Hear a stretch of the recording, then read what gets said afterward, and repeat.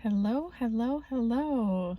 It's me. I'm Stephanie, back with another video. It's been a while. I forget how to set up my camera and where I'm meant to look, so forgive me for that. Um, it's been a while. It's been about 9 or 10 months since I've made a video, and a lot has happened in that time. A whole cycle of death and rebirth, you could say. A cocoon stage, a hermit stage, a shedding period. Tower after tower has come down, and but in the best possible way. I know that everything that's meant for me is still in my life, and everything that was based in a falsehood has been stripped away. And yeah, so I'm back.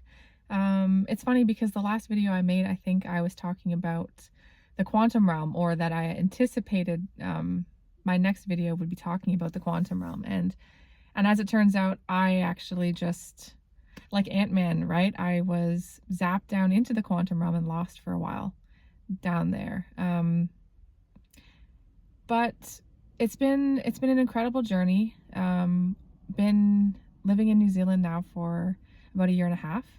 A lot has changed. I've moved 4 times.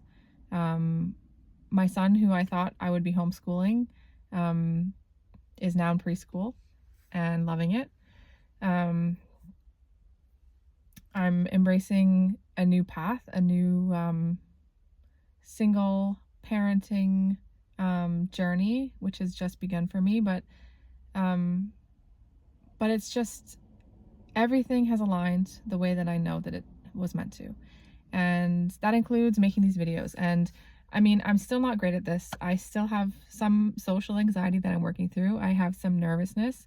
The voices that play in all of our heads at times saying, who are you to do this? And what value could you possibly have to contribute? And who even cares?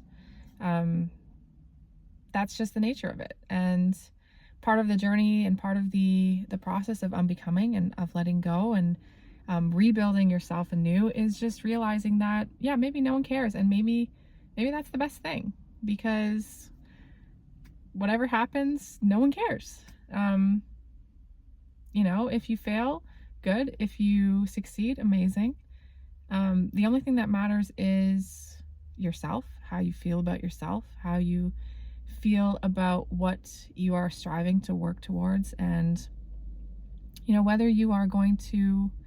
I'm going to continue to hide in fear of success or failure, in fear of judgment and fear of rejection, and whether those fears, when you stack them up next to regret of not having pursued something that I felt called towards, which is more scary.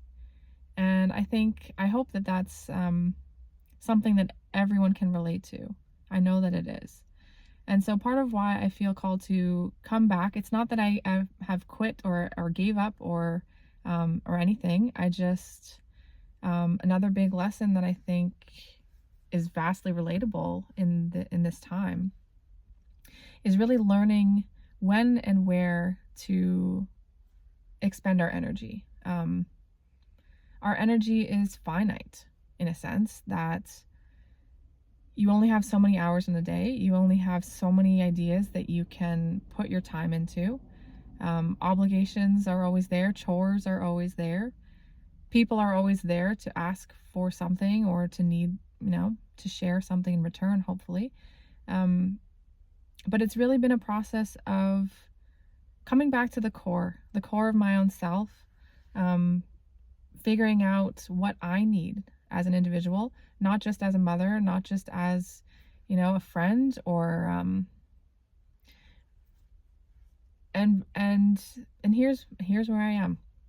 So whatever meager offering I have, my 2 cents to contribute to everything else that's going on in the world around and the world online.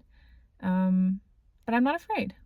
And that's all I can say. So I will be leaving up my earlier videos because I do think there are some useful thoughts in there, and that it's a good starting place when someone is trying to broach the concept of spirituality in a different way, or tarot cards, or communicating with your spirit guides, or however it is that that it feels to you as an individual.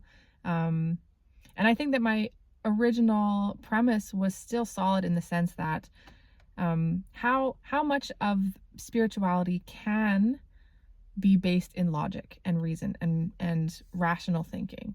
And to an extent, as I had said before, there is some potential, there is some room to explore within those bounds, but ultimately there is going to come the time and the place where the answers don't make sense, and there isn't research to back it up, and the only thing you have to go on is faith, is your feelings, is your intuition, and is relying on the compass within yourself, your own intuition, your own knowing, and that gap can't be bridged by anything other than leaping in. So from the time that I started making videos, I know on reflection that I was still working through a lot of those limiting beliefs, in terms of, can I push myself to jump? Can I believe in something that doesn't make sense? Can I pursue something that I've been, persecuted for before in this lifetime? I'm not talking about past life traumas in Salem or anything, but it's something that people in my current or recent past life have not understood, have not supported, and that's been tough. Of course it's tough when those that you thought would support you no matter what think that what you believe in or what you're interested in is a waste of time. And so that's something that I've really pushed through. But again, it's come to a point where I've had to choose myself no matter what. Even the relationship with my son that I thought was the thing that I had to hold on to, because I needed to protect him. I needed to be with him every moment, because he was my, mine to care for and mine to guide. And I've just even realized that is another limiting belief. It's a savior complex. It's my ego saying that he must be with me or else he will not be okay. And I just realize now that that's not the case. Every soul that has incarnated into this earth has done so willingly, has understood, whether they remember it now or not, has understood the repercussions, the karmic implications, and that it's going to be a challenge down here. It's going to be a school of learning with hard lessons. And sometimes we don't feel like it, and sometimes we don't want to, but as I tell my son all the time, the lessons don't disappear. If you ignore them, they just come back harder and more painful.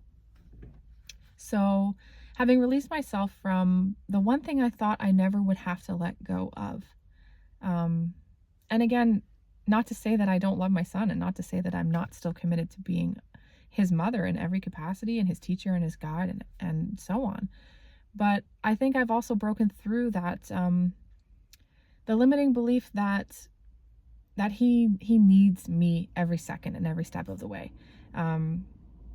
So yeah, that's just a sort of a very, very, very brief and oversimplified summary of what's been going on in my life in the last 10 months. But I'm here again, and I have a new approach, a new perspective to share, a newfound sense of fuck this, just fuck it all and just do it. Do what you feel called to do what you believe in, pursue your own goals and your dreams, and see where they take you. And don't let anyone, especially and even not your own self, tell you that you shouldn't or that you can't. So that's just a little reintroduction of myself. I'll be posting more videos now that I have the time. Having let go again of this concept of clutching so tightly to my son, and to the dream that I thought I had for how our future was going to go. And it's freed up space in my energy and in my schedule to be able to reflect again and think, what would I do? What would I do for me? What do I need to do for me?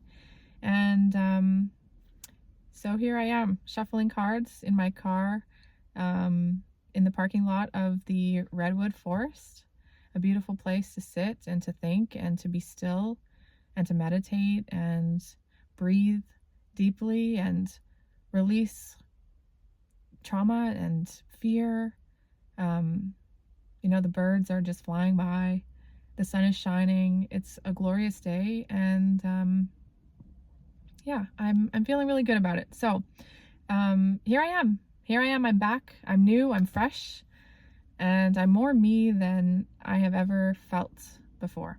So stay tuned for more videos. I will be doing more channeling, more card reading, more thinking out loud, and hopefully whoever's out there on the other end of this, you'll benefit from it in some way. Thank you so much for tuning in.